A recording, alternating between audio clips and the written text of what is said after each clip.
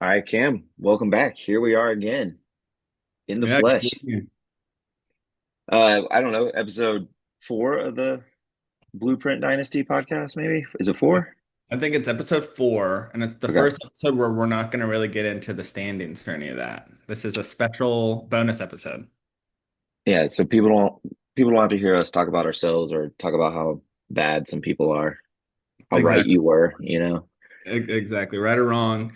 I'm really excited to do this special episode. We're going to talk about acquisitions through waivers and trades. We're going to rapid fire some waiver stuff because some of you guys acquired great players on waivers.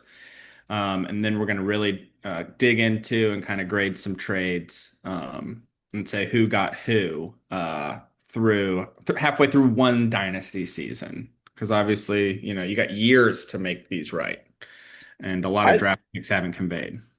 I will say I think which in the off season there was a lot of activity, especially once we got close to draft time, but just seeing all the trades written out, I feel like it's some good action. And Oh I yeah. think everyone has done a trade this calendar year, and there's only been one person, I think, who hasn't made an in-season trade since draft night. Correct. It's Yeah. a very active league. We talked about it on the draft podcast because I remember being like, look at all these draft picks that moved over the Yeah. course of the year. And I think for 2026, it's going to be just as much. Like, I think like half the 2026 draft picks might have already moved, especially if you discount like fifth round picks because those don't move that much. But like, the first round, I don't know who's even drafting their own draft pick. Like, they've moved so much. So it's going to be really exciting. Hey, Um, fun fact I just noticed, speaking of all the activity and how good it's been, the one person who has not made a trade since draft night has also not picked a player up off of waivers. Correct. I was going to mention that. Yeah. That blows my mind. And I actually think he might be a podcast listener. I think he might be one of the people that actually listen to this thing. So it's not that he doesn't care. It's just that's not how he cares to participate in fantasy football. Yeah. You know, He'll respond to some texts, listen to the podcast, be involved, but he's not actually going to play the and game. might make the playoffs. I know we weren't going to talk about things, but it's That's all working. fantastic. It's all coming up for him for Might sure. be my favorite manager at this point.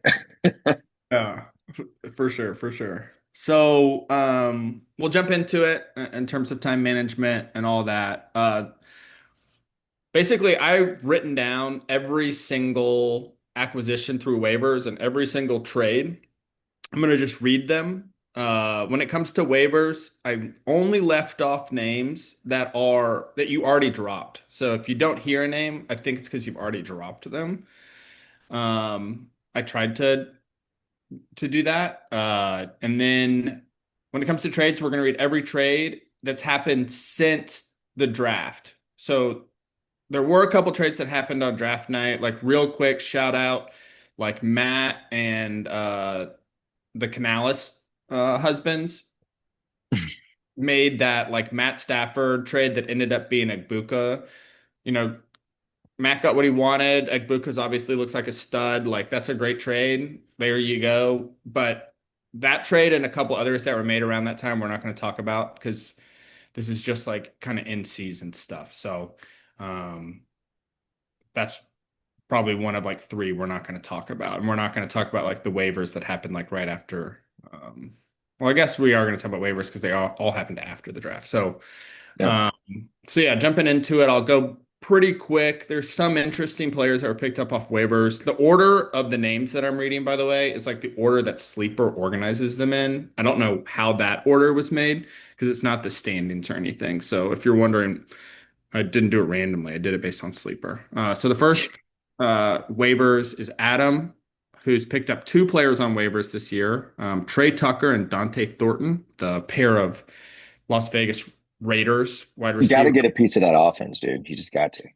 Yeah, well, I definitely think we thought Geno Smith was going to be better than he's been. But for sure, you had to get a piece of that offense. I don't think we're going to grade either of those because I don't think you've used either of those in your Mm. lineups. So we'll skip over those. Elliott's been pretty active. So here we go. Cameron Johnson, Tampa Bay. Tyler Huntley, take a quick pause and say Tyler Huntley, most interesting because that's the player that James didn't get. and ended up not having a quarterback.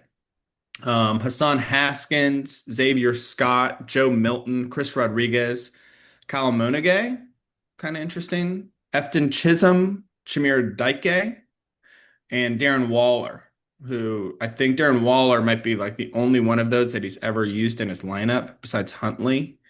And obviously he's hurt, but yeah. So Elliott, good waiver He used activity Huntley this week with Lamar back. for sure. Can't use Huntley this week. Huntley was like a 1 week thing. I mean, Monangay could be interesting because I guess Swift might be hurt, but yeah, not a whole lot of players that he's had to use, but a lot of activity. Proud of you, Elliott. Bo. Bo, Jacoby Brissett, Tez Johnson, Andre Yoshivas, Tyquan Thornton, and Darius Cooper. I think he might have used Jacoby Brissett, or maybe it was just playing keep away from James, but I don't think he's used any of those guys. Tyquan Thornton was interesting for like 3 weeks. So, Yeah, all right, then me, Joe Flacco, love that one. Kamani Vidal, love that one. Marcus Mariota, Isaiah Bond, Jalen Lane, Keenan Allen, another one, pat myself on the back, and Brenton Strange. I've moved both Strange and Mariota in trades, but um, man, probably the just most impactful waiver ads when you look at it as a whole, very, very impactful. I gotta start the especially with the circle rebirth of early here. Flacco. Sorry, Jules. Hate to do it to you. I mean, Wow. Vidal and Flacco and Allen. Those are like three players that could be in my lineup this week. If Flacco's healthy, I think he might. Well, actually, Allen I already started. Um, I'm not going to start this week, but I have started many times, and Flacco and Vidal might both be in my lineup this week, so I'm really happy with all that. Yeah, Uh, definitely the best return so far, and especially with you've gotten some trades through those players too. Um, who just drafted Vidal? just lucky. Elliott had him at one point, like last season, I think. He Ended up, dropped him in August of this year yeah. before the draft. So he was drafted by the Cups, who Oh, really? traded him. Yeah, who Elliott, moved yeah. him in a trade to Elliott, who then dropped him 8 months later before the draft, and now he's a starter. But I mean, he was on the practice squad. Yeah, I know. Yeah, I mean, he dropped with cause. Absolutely no shade to the people Yeah, that dropped Flacco and Vidal because I think Flacco was dropped by James because it was like they were benched, like they were dead. afterthoughts. Yeah, Um, Keenan Allen, maybe shade. I think maybe James had him and dropped him. I don't exactly know why because he wasn't on a team, but everybody knew he was going to get signed. So maybe a little bit of shade there. Um, Jake is next. Jake has done three players on waivers: Bam Knight, Amari DiMercato, and Kenneth Gainwell. All three kind of like RB3 flex options, like for 1 week at a time. Gainwell had that really big week. DeMercado Mhm. was like a hot commodity in like what, week 3? And Bam Knight's a hot commodity right now. And I don't know if Jake's had to use him yet. And like Jake also just got Tyrone Tracy's like the starting running back in New York again. So he actually has flexibility at running back because he's been starting Genty and Dobbins, who are both like solid. But I guess Bam Knight gives him like a third option and Tyrone Tracy gives him a fourth option. So good yeah. pick with Bam for sure to you, Jake. Um, then Matt has not done a waiver, so that's our spoiler. We'll go ahead and discuss. Matt has done not a single waiver this year, and not even that he's added and dropped somebody or anything. No, not a single waiver this year, and he has not done a trade since the draft. So really love seeing all the activity, Matt. Proud of you. Lineups have been set, which is a pleasant surprise. He still logs in and sets a lineup. He logs in, he sets a lineup, he sends us a text at least like once a week just to like proof of life. I think the great thing too about him, he's with not making any waiver ads, is that he's had open bench spots for quite a while. He has had open bench spots. Yeah. Yes. He doesn't Oh my he gosh. doesn't even want to fill out his roster. Yeah. I mean, he could just play keep away like Bo does. Yeah. Yeah, I would do, but like no. Matt's gonna have some open roster spots for his draft picks next year. He's gone ahead and he's kept the like seat warm for them and just been like, look, we're gonna add some new names. When the 2026 draft rolls around, he's gonna be like, guys, I kept these spots open for y'all all year. Yeah. It's pretty awesome. I'm proud of him. Absolutely proud. Next up is the Canales husbands. Samaje Perine, Greg Dulcich, Ryan Flournoy, Kenny Pickett, Isaiah Davis. Now here's tier one: Aronde Gadsden, Carson Wentz, and Sean Tucker. I think they might have used Wentz at one point, but they did just drop him, so we don't need to get super into Wentz. Isaiah Davis is kind of interesting as a handcuff because they had both of the Jets' other running backs, Brees Hall and what's his name that got hurt. Anyway, and then they Yeah. have Gadsden, though, like really stands out because he looks like he's going to be a really great dynasty tight end as of today. Yep. So good job, Canales. Then James has been very active. We got a lot of names for James. Xavier Hutchinson, he just picked up. We'll see what that is. Kendrick Bourne, Cooper Rush, Michael Carter, Darius Slayton, Calvin Austin, who I think no, Calvin Austin still has, Cavante Turpin, and Keandre Lambert Smith. A lot of names there. Kendrick Bourne had a couple of good weeks, I think, in James's lineup. He started Hmm. Rush and got negative points one time. Michael Carter is currently like maybe on the practice squad, but he did use him, I think. I think he used all three of those guys. But nobody stands out as like an asset to me, unless you disagree. No, I mean, I don't know if he got Carter before his one big game or not. Um, he was relevant that 1 week. I don't know if he had him before that or if he got to start him or added him after. But that might be the most relevant game from any of those. But Well, yeah, I mean, just Bourne had that really big game, and he had Bourne, but I think he might have had Bourne maybe on his bench that week. gotcha. So, let me see if I can find it. But yeah, nothing. I I don't want to mean, slow down too much, just but yeah. filling roster spots, and he's had plenty of guys to move to IR this year, so I'm sure he's been I mean, filling those voids.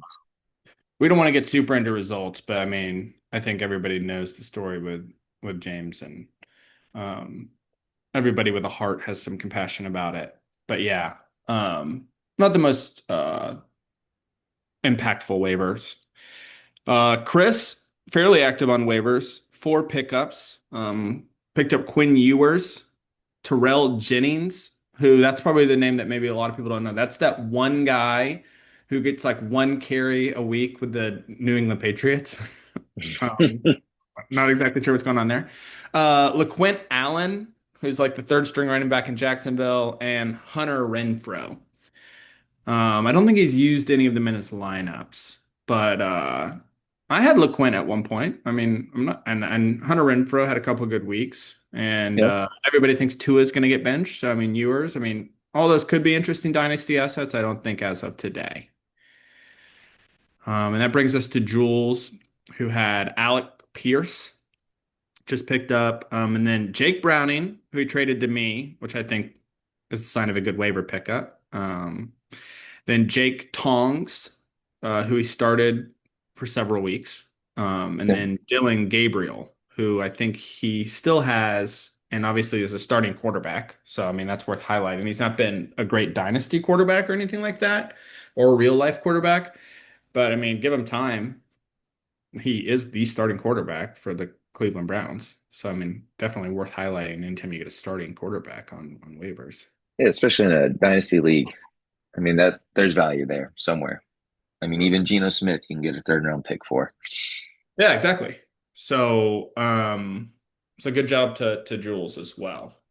Again, I hate to circle jerk, but I do have to say that I think I've had the best waiver season so far. But I, as long as you don't repeat it to me, it's not a circle jerk. I'm just doing it for myself. So, Jules, again, I'm really sorry to be so to do this and upset you, but when you do well, you just have to pat yourself on the back, man. Um, all right, that brings us to trades. We're going to talk about trades. It's the same names in the same order. So like Jules is the last name in organized by sleeper. Um, and again, I don't really know why. So when we talk about Jules's trades, we're actually going to talk about them when we talk about somebody else because his name's at the bottom. But I'm going to read every trade that's happened basically since the draft because those trades already got discussed when we talked about the draft. And we're not going to talk about every trade. We're just going to read some of them and be like, okay, we don't know who won that or who lost that. And then we're going to, with a few of them, maybe spend a minute or two talking about them. And with a couple of them, maybe spend more than 2 minutes talking about them. So, with that in mind, the first name on the list is Adam. Adam's made two trades. He made a trade with Bo where he received Jordan Addison and he gave Bo his own, that's Adams, second round 2026 draft pick. Addison looks good. I mean, cool. We don't know what that second round draft pick is, so don't think we need to super dig into that one. Adam and Jules made a trade. Adam received a second round pick for 2026, which was Jules's pick for Dontavian Wicks. Jules received Dontavian Wicks. Wicks does not look like much at this point compared to that 2022 second round pick, but we'll see. I guess I must say that yeah, was just such a pleasant surprise to get that inquiry from Jules. it definitely A was guy who interesting. felt like a dark void. I was like, I don't know what to do with this guy. Yeah, And Jules, I mean, I remember him specifically saying, the Packers wide receiver room is just such a wild card. He wanted a lotto ticket at it. for sure. Um, It's an expensive lottery ticket, a second round pick. And the interesting thing, I guess I don't want to talk too much about this kind of random trade, but what does make it interesting is right now Jules is pretty low in the standings. And so that second round pick is like I guess like a top 12 pick right now. I mean, it could be a pretty interesting that's before Egbuka went last year. And that's yeah, before Brian Thomas went 2 years ago because they were both like the 13th or 14th rookie picks. And so you could be talking about a Brian Thomas or an Emeka Egbuka quality player. You also could miss on that. You could be Caleb Johnson, right? But like, well, Caleb Johnson as of today, but it could be an interesting player. So, yeah, yeah, we don't want to super get into that one, but yeah, you're right. I mean, him calling you about Dontavian Wicks, who was just kind of a random guy, and giving you that, I think, power to you. yeah. It was fun. That was a fun 20-minute discussion. Yeah, for sure. Next name's Elliot. Elliot's done three trades. So we've got first one right off the top is interesting. Elliot receives a 2026 first, Jules's first, which we just talked about Jules maybe having pretty high draft pick there, and a 2027 third from the Canaleses or Cups, the Gays, whatever you want to call them. And the Canaleses received uh, Dak Prescott. I This is kind of a blockbuster to me. I think Dak really helps them this year. The Canaleses just scored like 185 points on me or something like that, 188 points, in part because of Dak Prescott. They have a very good team, absolutely championship caliber. They're, I think, outside the playoff picture right now, but there's still everybody's outside of the playoff picture. So they're still in the playoff picture by virtue of that. And Dak Prescott was a really good buy for them for this year. And then I think Elliott got good value back if he wanted to try to reboot a little bit. Yeah, He that could, ends up being a top four pick or top yeah, three pick. I mean, that's like an awesome return, I think, for Dak to also, a third on top of it. But if it ends up being, if somehow Jules makes a run, it ends up being, a six overall pick. I don't know, maybe even a seven. You never know. Yeah, because Obviously not as exciting, but I mean, I think his getting that top half of that first round for Dak is pretty great. Good move. yeah, I do want to say to kind of cover our asses here that like we don't want to super get into the standings, but like you and I look like we're probably going to make the playoffs. Everybody else can still make the playoffs.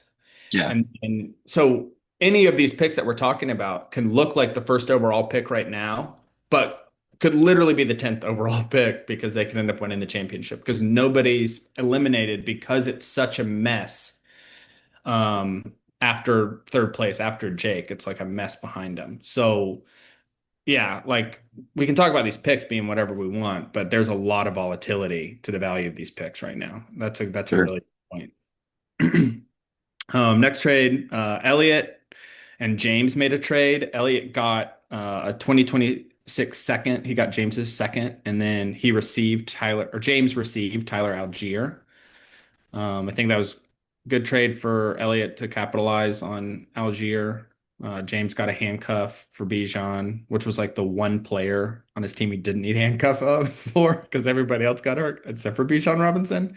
But Tyler Algier has some standalone value. I mean, I don't hate that trade for either of them. That was a fun trade.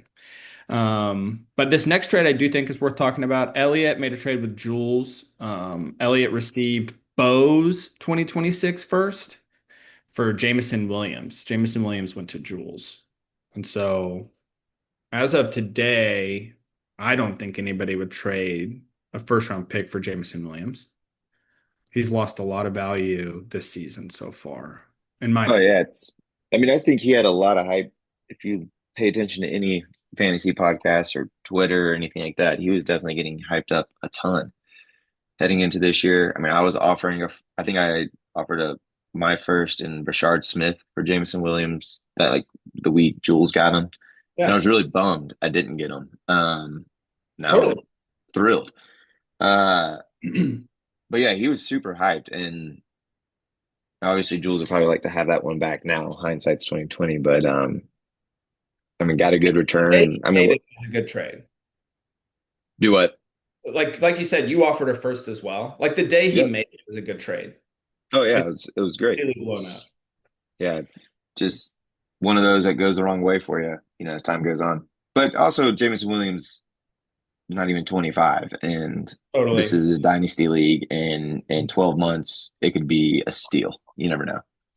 Exactly. We're grading these trades halfway into the season that they've occurred. I mean, in that sense, like you're right. I mean, everything can reverse course. Yeah, But that's the first trade that I think really looks like pretty suspect. And the other trade we talked about with the Wicks trade, I mean, Jules is digging out of a little bit of a hole here. Not to be too critical. I do think he's made some savvy trades since, but that was unfortunate because I agree. I think there was a lot of hype around Williams.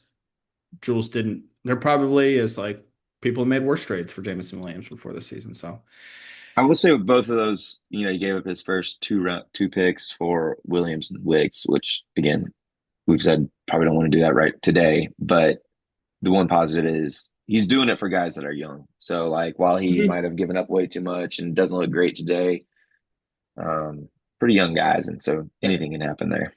Yep. And Jules, we'll get into it more with some of his other trades, but Jules needed to get younger or wanted to get younger, and he has with the moves that he's made. It's required moving some draft capital, but he like is younger now than he was coming into season. I think he's one of the three oldest teams, and now I think he's like pretty middle of the pack. So that's good. Yeah. So next up is Bo. Bo's made 9 trades. I think he's the most active. Jules is also pretty active, but I think Bo's the most active. So Bo made a trade with me. Bo received Matt's 2026 third, and I received Aaron Rodgers and Bo's 2028 fifth round pick. Um, so obviously that fifth round pick is basically a lottery ticket, but I'm happy with it. I mean, Aaron Rodgers has been in my starting lineup several times. He might be starting my starting lineup this week, depending on Joe Flacco's health. Like he's had pretty good weeks. Last week, Jared Goff was out, and I started Aaron Rodgers, and Aaron Rodgers had like 26 points. I put up the second most points in the league with Aaron Rodgers as like my starting quarterback. Unfortunately, I was up against the team that put up the most, but I'm great with Aaron Rodgers for a third round pick. And I think Bo's probably happy with that third that he got. He's flipped it since then, but I think that's a win-win situation. It's my opinion. I don't know if you would not have made that trade. No, I mean, it's fine. I think when you look at the 9 trades Bo has made, I think that might be like the seventh most relevant one he's done, Yeah, there's or one the trade eighth, that actually. yeah, there's one trade that for sure is less relevant, and then every other trade is probably more impactful. Um, Just looking at the so names he's dealt and the yeah, picks, it's wild. yeah. Bo has we're gonna lump these together. I'm gonna read two trades in a row, and then we're gonna talk about them as one trade. So Bo made two trades with Jake within about a week of each other. The first trade, Bo received sorry. The first trade, Bo receives Lad McConkey. Then he gave up Ricky Pearsall, a 2020, no, that was, yeah, a 2026 first, my 2026 first, and a 2027 first, his own. So for Lad McConkey, who, by the way, is no longer on Post team, for Lad McConkey, he he traded Ricky Pearsall and two first round picks. And then like a week later, he calls Jake back and he trades Tet McMillan and a 2027 fourth round pick for Justin Fields and Ricky Pearsall.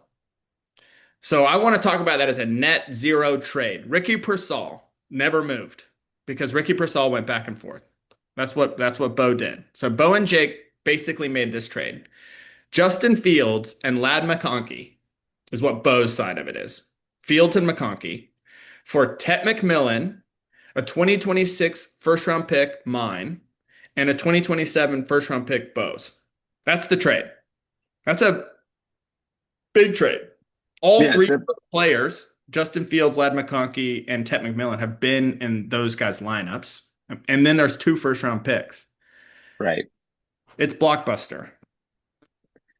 I mean, I think when you look at it as a whole, it looks good. I remember I had told Jake when he did the lad deal, when he first did the lad deal, I was like confused by, I can't remember. I remember at one point I being confused what Jake was doing or why he got rid of him. But I think when you look at it as a whole now, 8 weeks into it, I mean, I don't think anybody's initially like dominated that trade. I mean, Bo got two guys he's been starting all year, even though Fields has been just he's either a grenade or a QB1.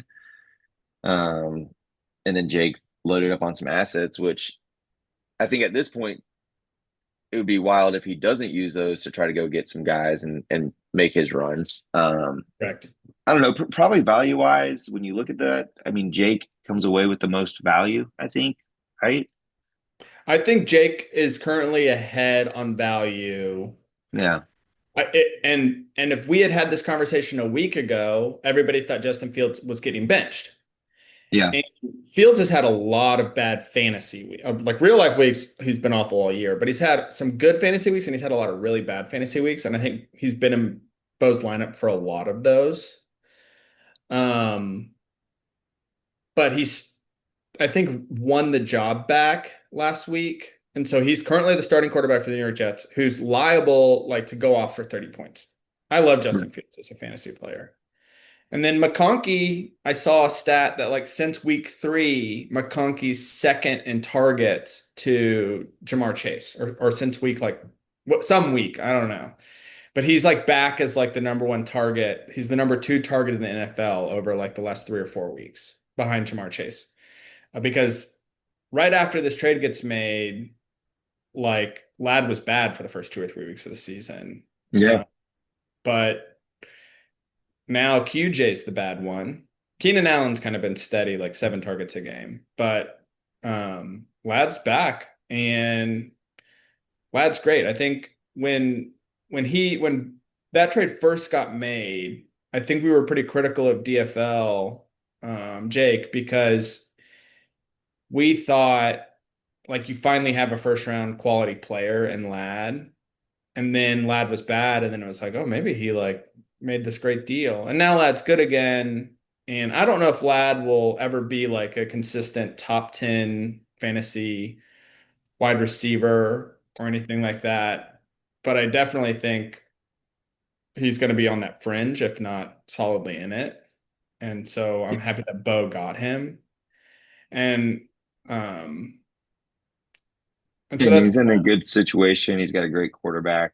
mhm. Um, I mean, his first 4 weeks he wasn't good, and then he started catching touchdowns, and points Yeah. per game went up a lot.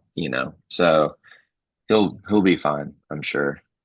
Tet has not been great. He's been in, I think, Jake's lineup almost every week. He's not been bad either. I have him in like one league, so I'm pretty aware of like his little like 14-point output. But he gets a lot of targets. I mean, it's a career that you're buying.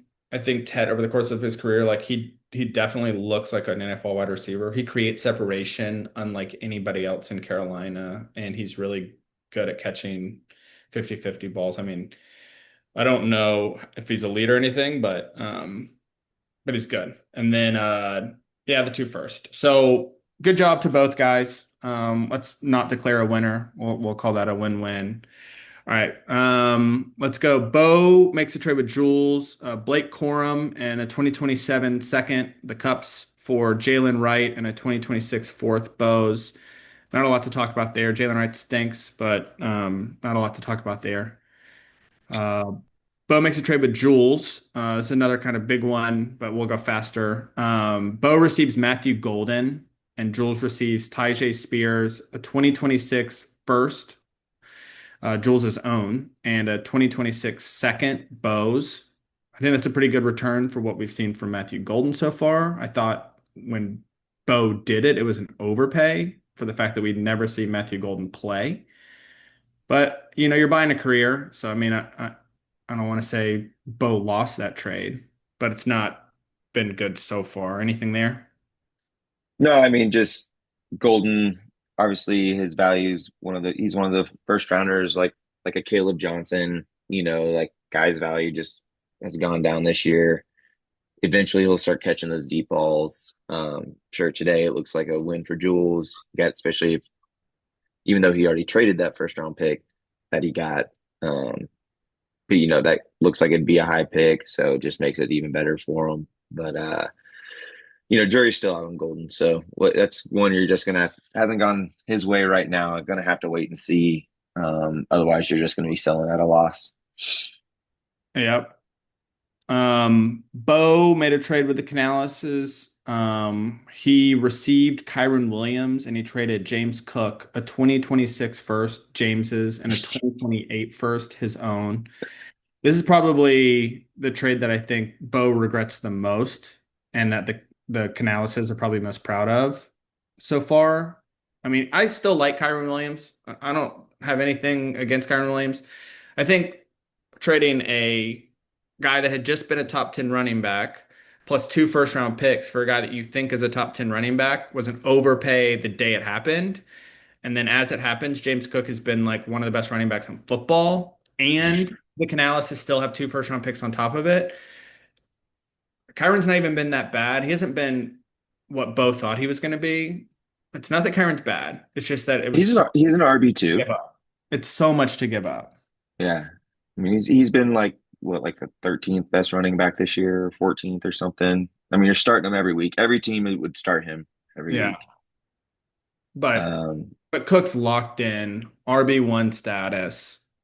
I mean, maybe he's had a couple of bad weeks, but he's been so good. And then you've got two first round picks. I mean, good job, Canales, getting Bo's heartstrings obsessed with Kyron Williams. That's the I first trade that I will like actually say like clear winner.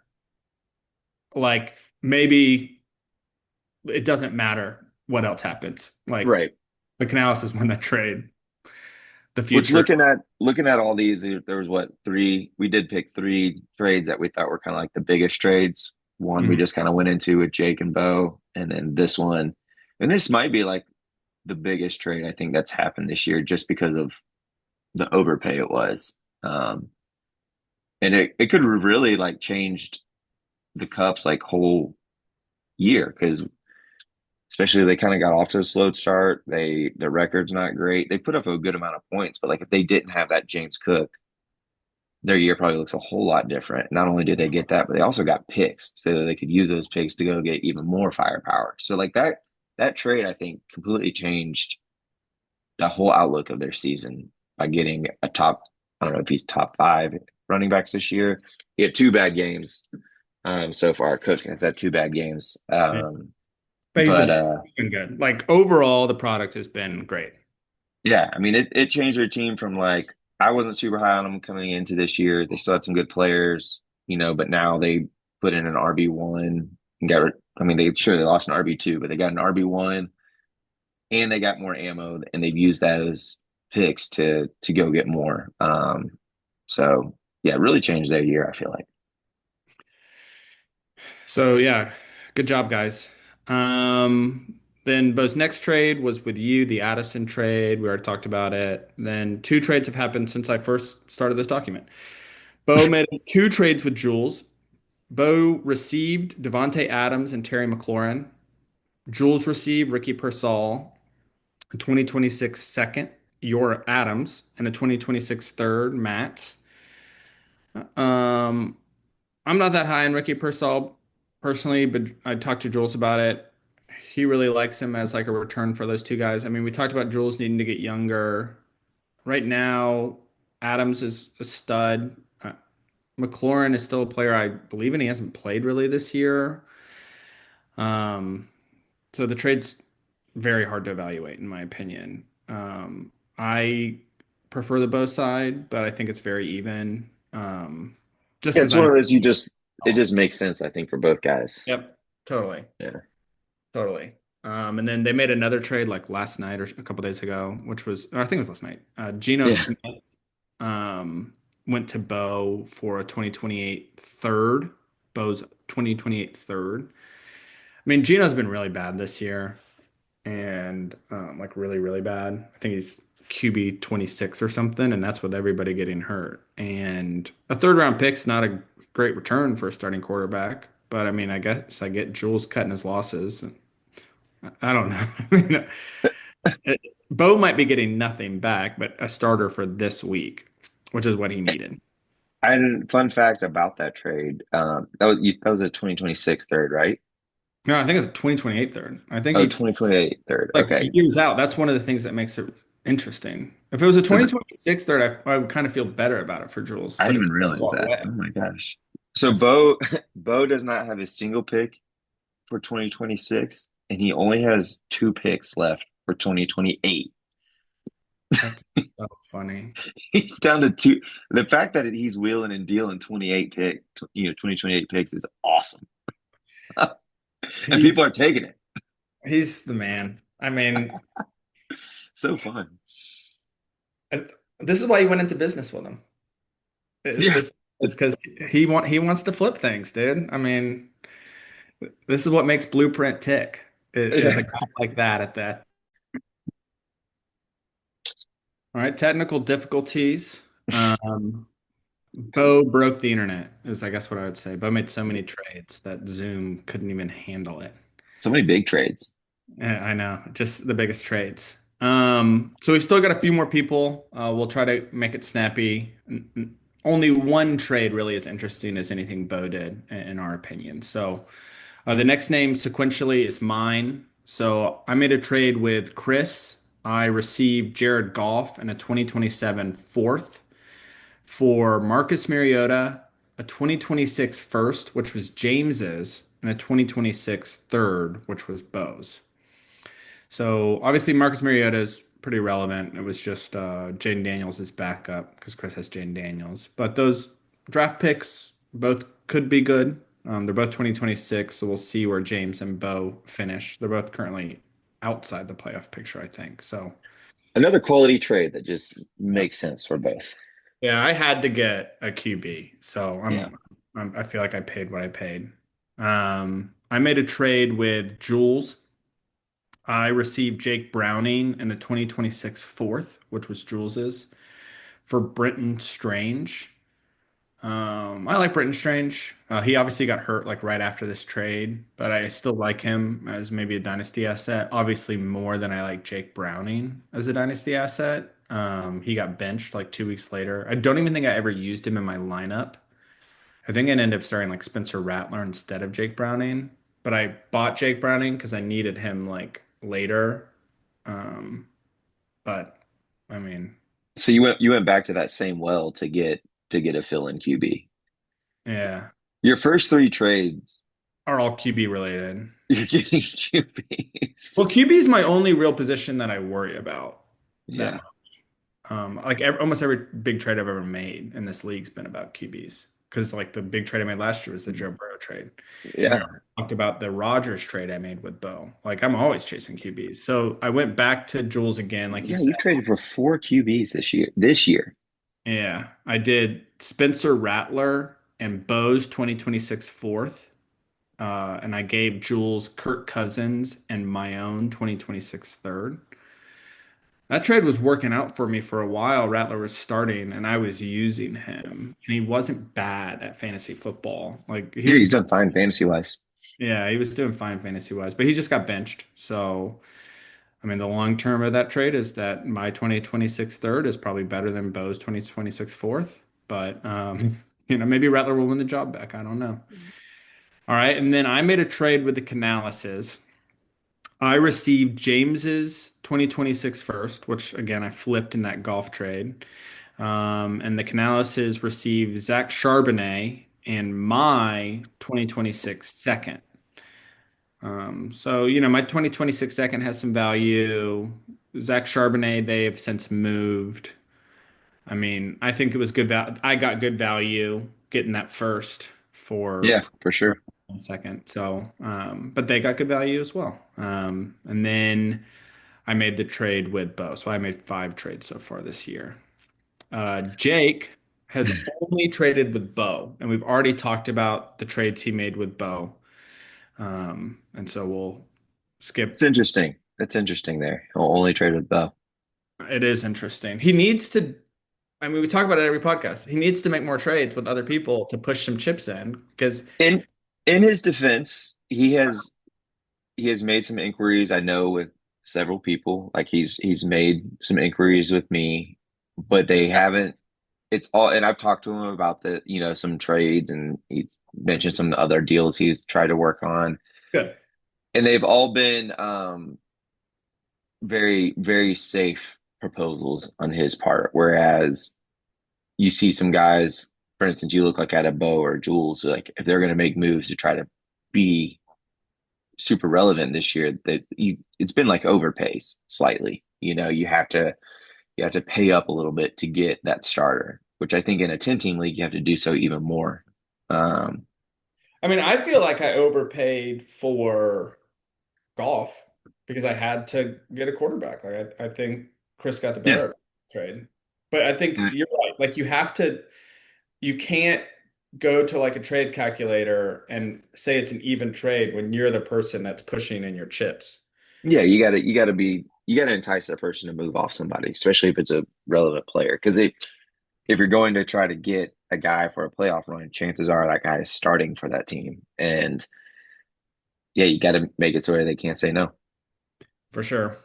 Um, He's got the capital to do it. he's got the capital to do it, for sure. Next name on the list is Matt. Again, he's only made one trade this year. It was on draft night. We've already discussed it. Which brings us to the Canalises. We've already talked about several of their trades they made. I think they've made 6 trades this year. We've already talked about their trade with Bo, the like Kyron trade, their trade with me, the Charbonnet trade, Elliott, their trade with Elliott, the Dak trade. But they've made 3 trades with Jules, all of which have been somewhat interesting, have involved like starting caliber players. I would say more. Yeah, they've been. Yeah, A all lot of three. big names. Yeah, have moved. Like so they're blockbuster. There's another trade that didn't feel as blockbustery that they made right before the season started, but they made an in-season. Let's do it in order from least to most relevant. So they made a trade before the season started. They received Chris Olave in a 2028 fourth, and Jules got Calvin Ridley in a 2026 second. Um, Olave has been better than Ridley, but Jules got the second. So, I mean, I guess Jules could do something with that second that makes this look better. I think Jules' thinking at the time was that Ridley might be better than Olave. I mean, neither guy's like a stud. I mean, Olave gets a lot of targets, but that That's also not, so is anemic.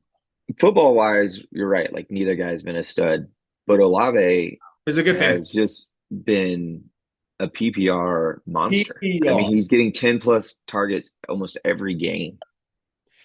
which could change with Shuck being the starting quarterback now. Maybe Yeah, we'll like some other, but I don't know how it could because the competition is Jawan Johnson and Raheed Shaheed. right.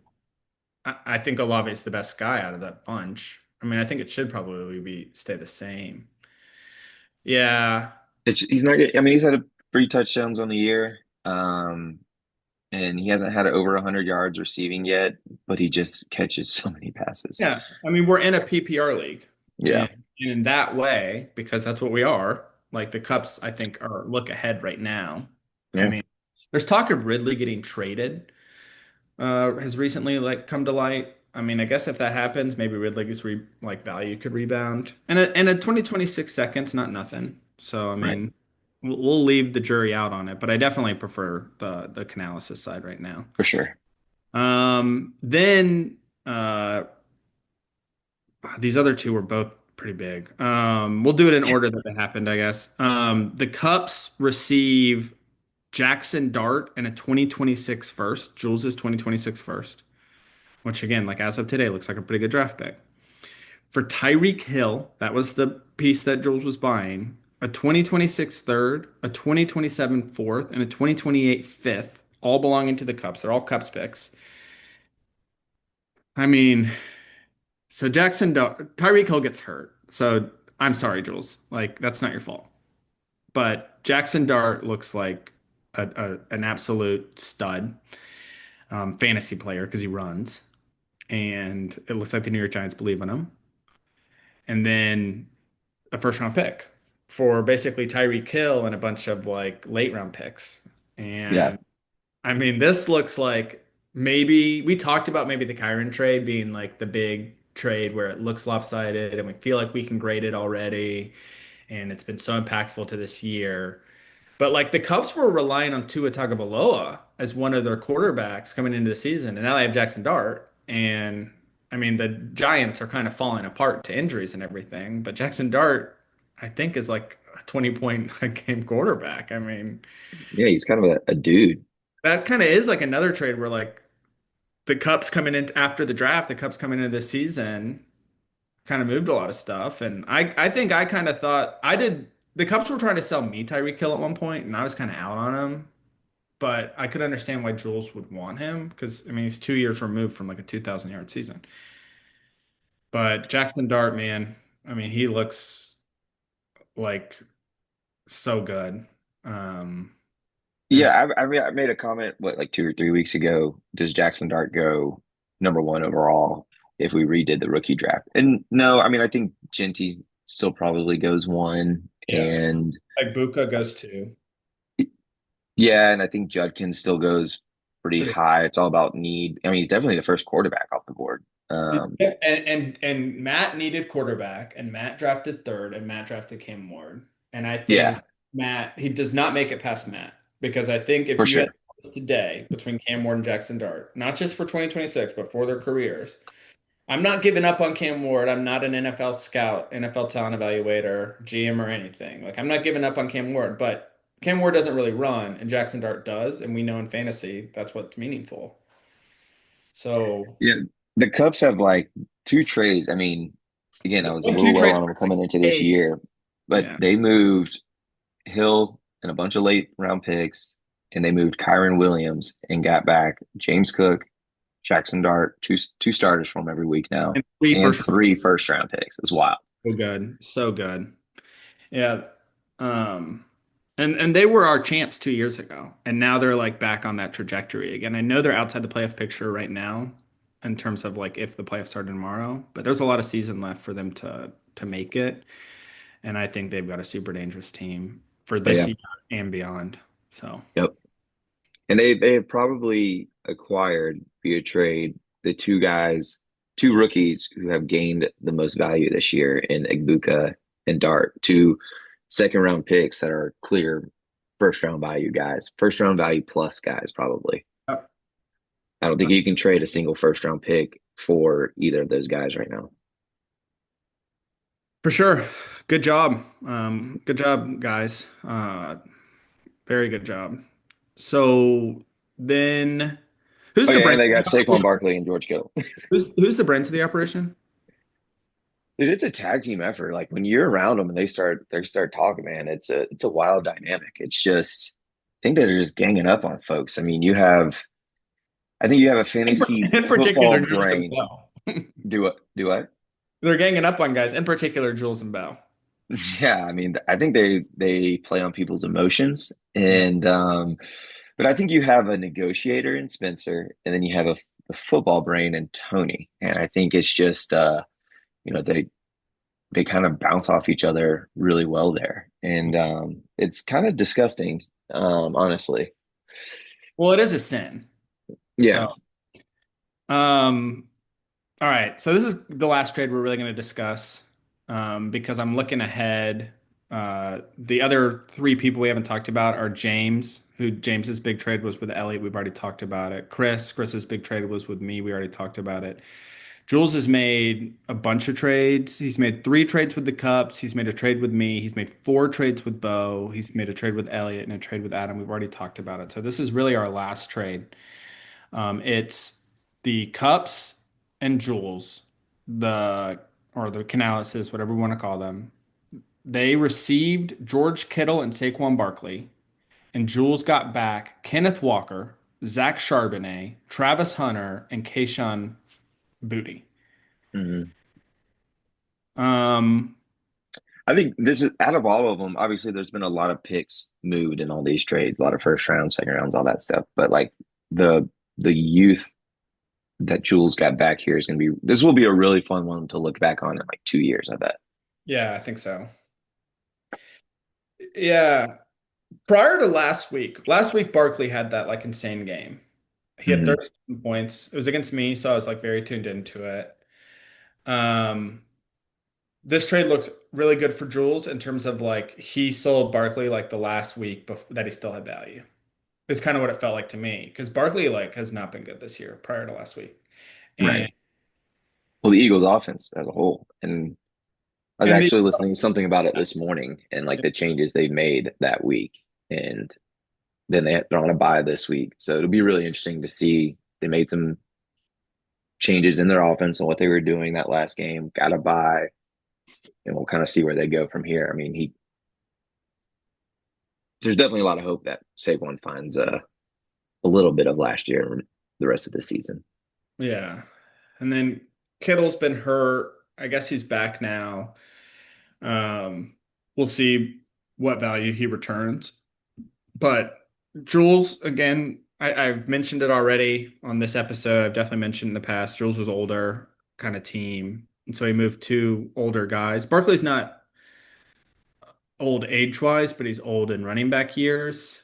We'll see if he can be like a Derrick Henry and hold up for 4 more years. I mean, don't rule it out. Barkley's always been like an asset that I've had trouble with because everybody knows Hurts gets all like those goal line carries, but Barkley's a super productive player when he's on. And like last week, how do you get a touchdown if you don't get any goal line carries? You run for a 65-yard touchdown on your first touch of the game. Yep. That's a good way to get touchdowns. And Barkley's capable of breaking that off. And I don't think there's like a ton of guys in the NFL that are. Um, I mean, and before the trade, I don't think he had a rush attempt that went over 20 yards, which is what defined his 20, yeah, his last year. 2024 year. Yeah. Yeah, exactly. So, like the trade for the Cups so far. It already won them a game. It could win them a lot of games. What they gave up. So it made Jules younger. It's a lot of guys. This is similar. Jules is always projecting players and trying to like find value. And he and I guess we just don't read the same stuff or like watch the same stuff or listen to the same stuff because none of these four guys am I like super interested in. I like getting younger. Kenneth Walker and Zach Charbonnet, I think, drive everybody crazy. I think the Cubs were probably glad to get rid of them because, like, you have to start both of them to get all the points in that backfield because they won't be consistent in the usage. I mean, the usage is Zach Charbonnet gets the touchdowns and Kenneth Walker gets all the yards. There's like a million stats on Twitter that are like basically Kenneth Walker gets a 20-yard run every week, and Zach Charbonnet has like one 20-yard run this season. I don't know if that's a real one, but they're all like that. That like basically Mm, Walker is so much better at playing running back than Zach Charbonnet at like every real life like stat and PFF metric. Like it's 10 to 1. Like it's not even close. But Seattle just keeps giving Zach Charbonnet half the work. And the result is that Kenneth Walker's like not that good of a fantasy running back. You need one of those guys to get hurt, and then you have a good running back it, with the other one. But as long as they're time sharing, like it's a headache that Jules traded into a headache. And yeah. Travis Hunter is a rookie, and he's got his whole career ahead of him. He's had his last game. I think they just came off bye, but his last game, he had 20 something points. Like he looked good for like he looked good like for the first time. He hasn't been bad really in terms of like his game, but you got a career that you bought there. We're not gonna super grade that one. Kayshon Boutte. I mean, Diggs is He's still been fun. he's been fun. It's very up and down because like Diggs is still Drake May's guy. I mean, Diggs I think is like pretty clearly the one in terms of like those stats like first look targets or first read targets and total targets and all this stuff. But like Bootie's had these big weeks and he's got really good pedigree, right? Like he was really productive at LSU. Um, it could be good. I don't know. I mean, He's I think he definitely has Drake May going for him. And once Diggs is out of there, hopefully he'll start getting more targets. I mean, he's had some big plays and he's scoring touchdowns as of late, which has really obviously made him have some pretty good weeks. But like he hasn't been a target monster yet, and he hasn't hit double digits on targets yet. But obviously that could change. And it's either going to be Diggs gets out of there, maybe they love Booty and he's their guy, or the Patriots are going to go get a wide receiver one next year, and then Booty just stays the way he is, and we'll have some good games here and there. yeah. I mean, I think it was not just to this trade alone, but what's interesting about what Jules has done is he's kind of gone away from the trend of the league where he used all his picks, got old guys that he wanted, didn't pan out, not old guys, but got guys he wanted, and they haven't really panned out. So he shifted gears. And instead of trying to go get picks, he's just gone again and got a bunch of young players. Like, I mean, Hunter, who knows what he's going to be. And Booty's still pretty young. Um, I mean, he hasn't valued the draft picks near like the rest of people have, where you look at the teams that don't have ideal seasons going so far. They're trying to go get picks. He's gone and gotten young players, flyers, lotto tickets, which is kind of interesting. So jury's going to be out on what Jules has done in these midseason trades, probably for a couple of years. Yep. Yeah, Drew's going to be out for sure. I definitely don't want to like declare a winner there, because in 2 years, Barkley and Kittle could be irrelevant. I mean, that's Yeah. absolutely like on the table. I think the Canalises know that, and the four guys that Jules have could all be like starting lineup players in 2 years, and then it's all gravy. I think everything except for maybe Dontavian Wicks, could work out, right? Um, Yeah. it's a joke, but I, I, Jules and I don't think agree very much on trades. I definitely like the Cup side of He's that got a bit trade. of a mad scientist to him. He's got a little bit of a mad scientist for sure. I Um, will note one thing for Jules in his favor. In three of the guys he's acquired, he has been able to add to his team name, which I think is pretty creative. And I yeah, don't know if maybe that was part of his motivation. If oh man, if I could just get, he got Strange, he's got Cousins and now Booty. He's like, man, I can make a great team name if I just get Keishon Booty. How do I do it? And maybe that was part of it, to kind of just cap off yeah. a fantastic team name using his players. Well, and you know what is tough though is he had really admonished me for never saying sucking dick. And before we ever recorded another podcast, I he changed his team name. I had no So idea that's what his team name was no clue. for the whole year. Yeah, no clue. Yeah, Now I because it's so definitely can read obvious. it. Okay, I guess. Yeah, that was Um, not what was in my mind whenever I saw Saquon DK. yeah. Anyway, really, really big week of matchups. We're not gonna get into them, but like I really do think I texted about it. Like you and I are playing, that's gonna be fun. A lot of teams because everybody's still in it. Like every matchup is interesting. James is playing, I think, the Canales is this week, and that should be good. And Bo is playing Matt. That should be good. I mean, we got a lot of fun matchups happening that could shake up the standings quite a bit. Because really, I think it's very possible that the fifth seed is a losing record. Like when we get to it, could be something like, well, how many weeks do we play?